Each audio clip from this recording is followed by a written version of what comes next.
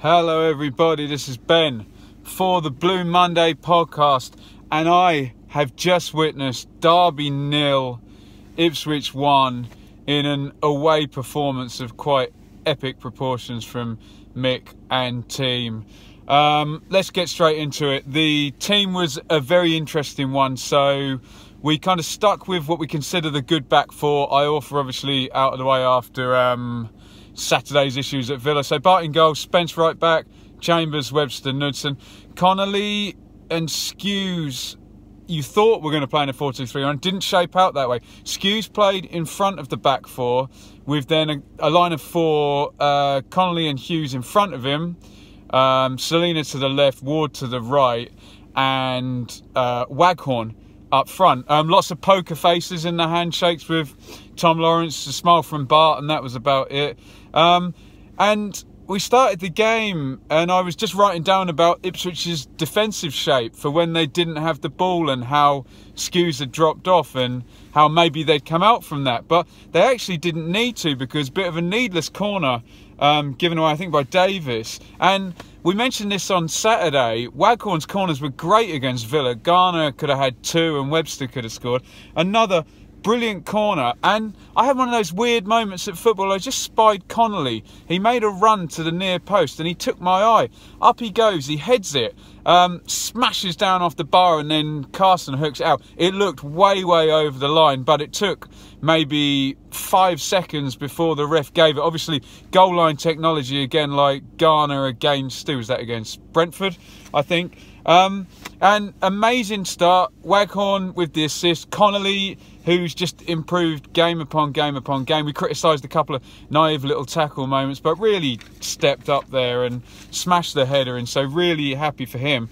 And you're thinking, they've scored. Amazing. Have they scored too early? Turns out that they didn't. 6th minute, Webster lets Lawrence go, poor cross from him and put out for a corner. He just got behind for the first time. Ward goes down the right on 11.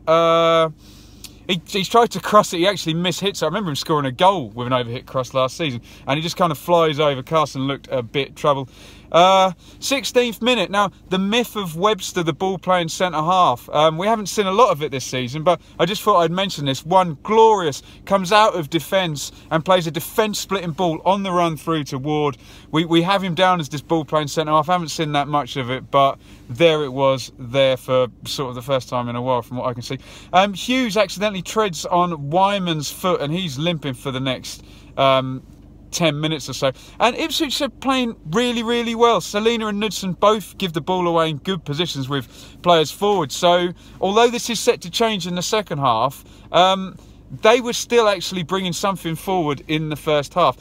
Chance for Derby here. Lawrence goes down the left. He crosses it to the back post. Vyman is about, I don't know, 12 yards out in the corner of the box. Tries a kind of scissor side foot volley and puts it over. Now here's an interesting one. Lawrence, great 1-2, gets behind, takes on his man into the box. Down he goes.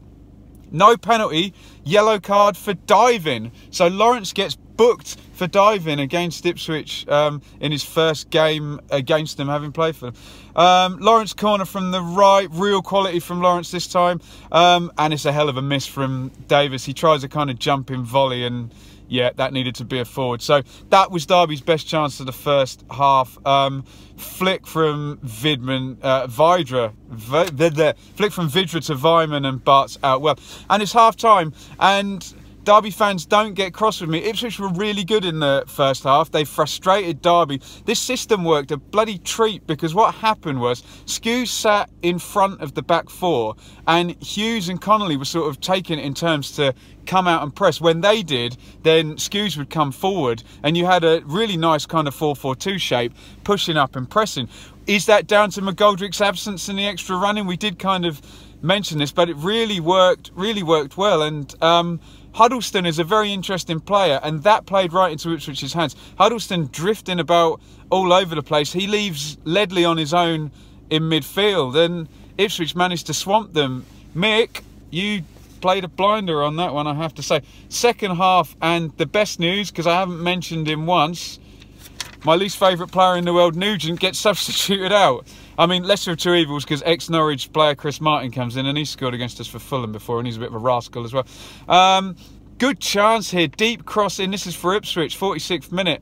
First shot gets blocked and Connolly comes in at the back post. He stays calm, he's going to take it right-footed, just gets blocked out. That would have been another amazing start to a half.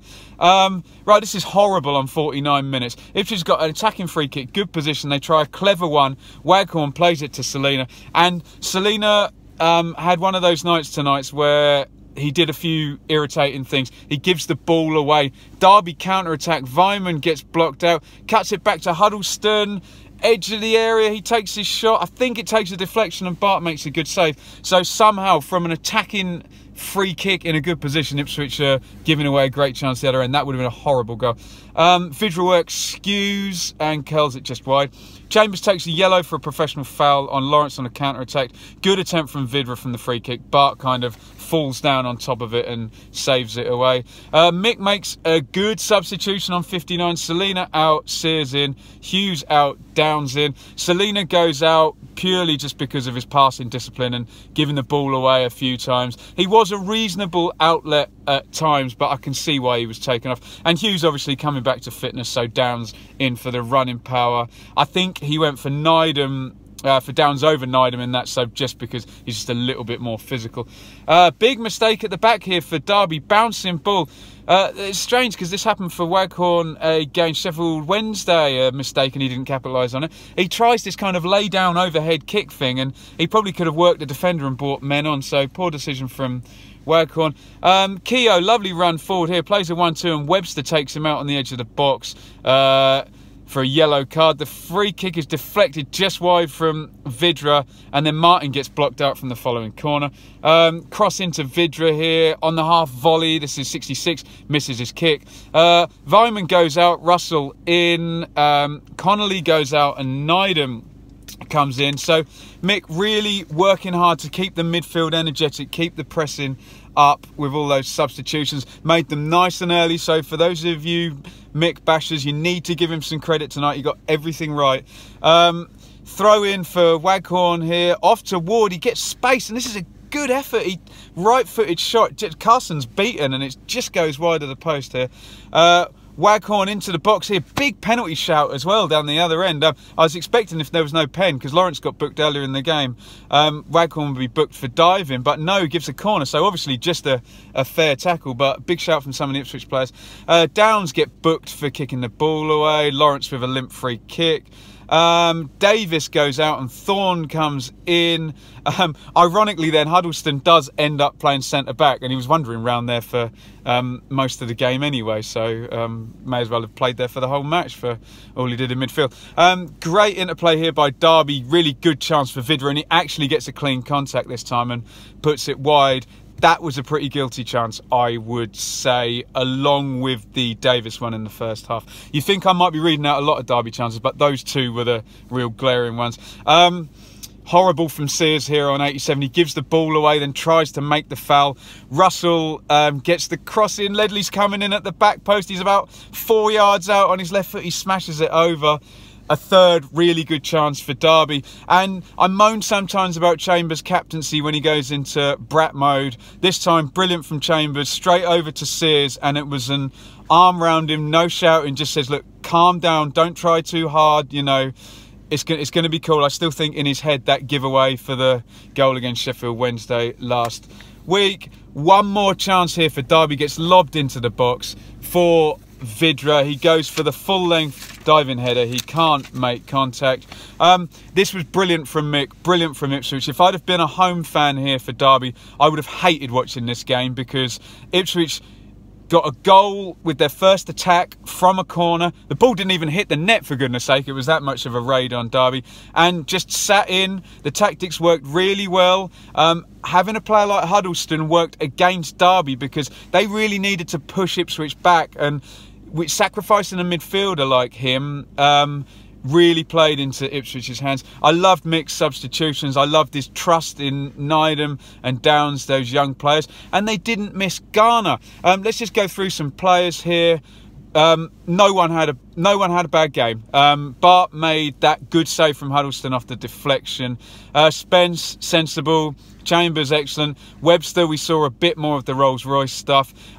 Knudsen doing well. A couple of misuses of the ball, but I was sat quite close in tonight, and I can hear the players giving a lot of direction to Selina for his defensive positioning, so maybe you give that one to Knudsen. Great stuff from Connolly, energetic, did a lot of pressing and obviously got the goal, so fantastic for him. Skews, he played that midfield role against Cardiff where he just sits in front. He's very good at that, very, very good. Excellent from him. Selina, not his greatest tonight. It was a mainly defensive game, and when he did get chances, didn't use the ball well. You can still see his quality. He's like got the ball on a string sometimes. Hughes did well, led the press a lot of the time with Skews then following in behind him. Tired. I think a few people called that at half-time that he wasn't going to last. Mick took him off at the right time, and great to see Hughes back starting. But these two, Ward and Waghorn, I'm going to give my man of the match to Ward just by a head over Waghorn.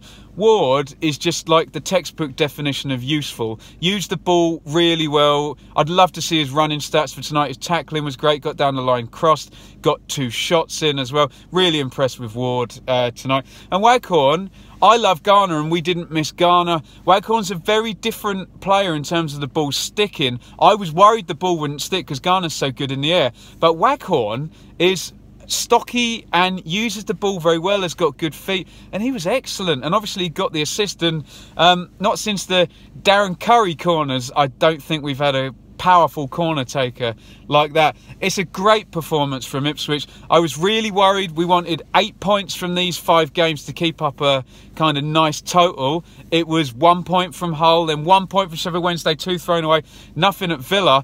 But this win out of nowhere, and if they can beat Forest on Saturday now, they are on for 8 points. And you think, out of nowhere, when, you know, it could have been 2 or, 2 or 3. Well, 2 at the worst, obviously. Apparently Chambers is suspended for Saturday, which is a bit of a worry with Murphy coming up. But excellent stuff from Ipswich today. Excellent from Ward and Waghorn in particular. Moreover, excellent from Mick. Give him some credit for that team, that setup with Skews just off the defensive thing. I always do an opposition man of the match. Derby did not play well. I'm trying to be fair and balanced. I would say I enjoyed Keogh, his attempts to take responsibility while the rest of his team couldn't get their passing going. He used the ball well at the back and made a couple of good dribbles out. That said, you're hard pressed to pick a Derby standout player today because they didn't play well, and that's not my bias as an Ipswich fan. Let me know what you think in the comments. Give me a thumbs up if you like the video. Derby fan, Ipswich fan, let me know if I've got it right. Give us a follow on Twitter at Benjamin Bloom, and please subscribe to this channel if you enjoyed the review. I'm buzzing. I've got 2 hours drive down to London now, which I'm going to do much more happily than I did from the Villa game on Saturday. Over and out, everybody. Well done, Mick. Well done, Ipswich.